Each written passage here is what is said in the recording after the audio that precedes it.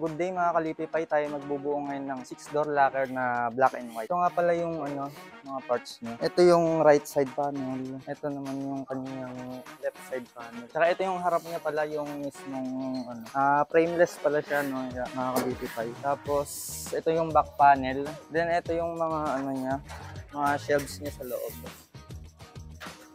Ito naman po yung mga divider sa loob dun. Mga divider niya. So, ito yung kanyang mirror. Ito po. Tsaka yung yung sampayan. So yung mga hangeran. Complete. Niya din po to, divider sa gitna. So yun, simulan na natin yung pag-assemble. Unahin muna natin yung back panel niya. Then kahit anong unahin niya dito sa side panel niya, kung right or left yung unahin niya. Bali may mga nakaabang na din siyang butas, iskruhan nyo na lang. Tatlo lang yung butas niya kada side.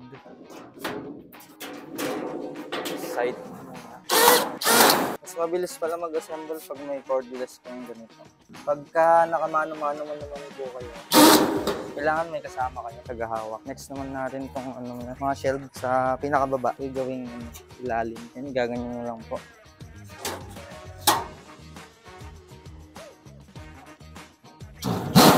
Sa gitna naman.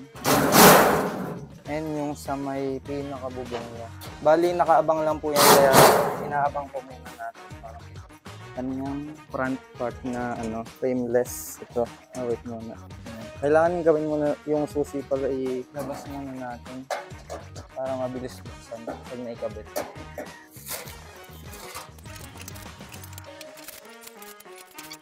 So yun, pwede na natin ikabit. Bali, gaganyan nyo lang po siya. Papasok nyo lang sa may gilid. So, disalpak na rin siya. Kailangan din pala pantay yung semento nyo para hindi kayo mahirapan masyado. Tulad nito. Yun, kumapit na rin. Sa baba. Saan nyo yung mga pinto. Pwede nyo tanggalin siya. Ganito lang po yung gawin nyo. Tapos, kailangan nakasalpak yung gilid sa may po, sa may pinakalak. Hindi na lang konti dito. Saka sa kabila, ganun din. Tapos hindi na lang. Tapos sa gitna. Angat nyo lang ito. Tapos pasok lang. Saka dito sa kabila. Kailangan sabay siya. Huwag nyo muna ilalak sa gilid.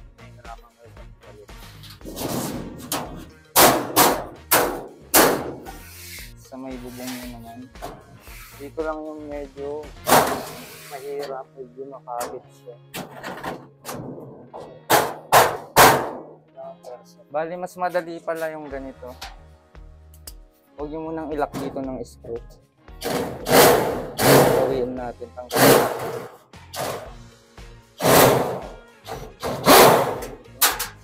May hirapan ipasok yung bubong pag nakalak agad. Mahigpit na siya. Sabang mo natin.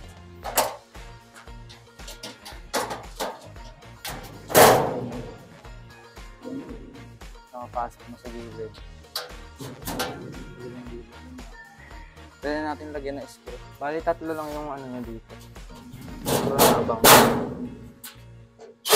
Pinakita ko lang yung kanina para pag yung ginawa niya sa may mabilis nyo na ibabalik. Huwag mo na ilalak na screw agad. Ito na good. Antay na yung bubong. Then next natin yung kanyang divider sa gitna. Bali, 4 to. So sukatin nyo lang na ganyan. Yung mas mataas, yun yung sa baba. Ang pagkabit naman nyo to, huwag nyo munang ilalak na sabay. Iabang nyo muna sa dito. Yan. Pag nilak mo kasi kagad, mahirapan kayong isalpak yung isa. Yan, pag nailagay na ang lahat, dalawa, pwede nyo lang isabit. Lock.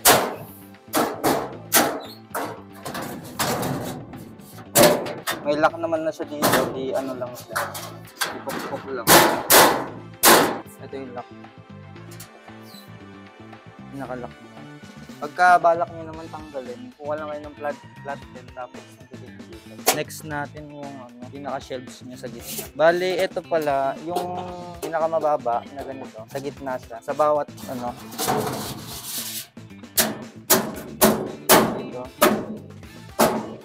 Yun yung pinakapayat, pinakamaliit sa gitna. Tapos yung dalawang malapad naman pares na gilid.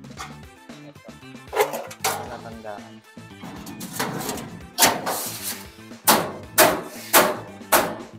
Yung automatic na naglalak siya pag pinili.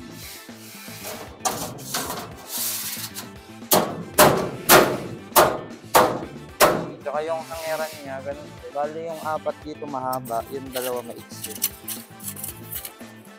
Ito yung maigsi. Yung maigsi, sa gitna lang. Ito yung mahigsi, hindi sila pantay. Sa gitna siya yung maliit.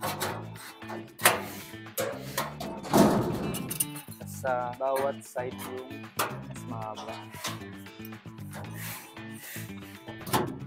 Yan yung mirror niya. Wala namang size to, pare-pares ng size lang. Walang maliit, walang malaki. Di ano lang din siya, di suksok na ganyan, ganyan lang. Pasok niya. Sa baba. Nakalak na siya. Next. Ganyan lang din.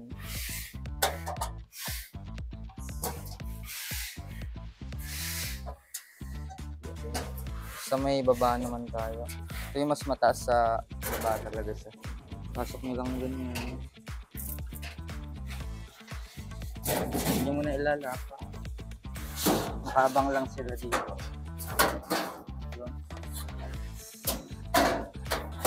Yung pag naipasok na yung dalawa, pwede na ilak.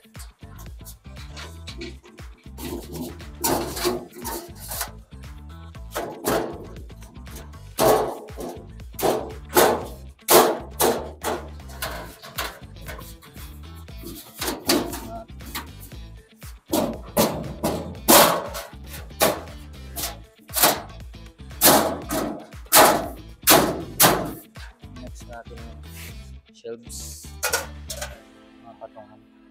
Ganun din yung pinaka ma-heated sa gitna. Okay nyo lang para mag-lock. Ito naman.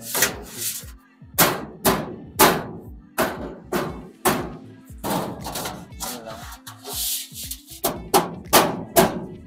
Next yung ano niya, hangeran. Sa gitna din yung pinakamaliit.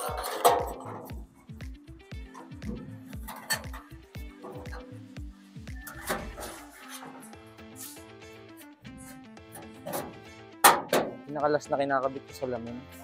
Pasok nyo lang sa ganyan. Tapos sa baba. Yun. Kabilis.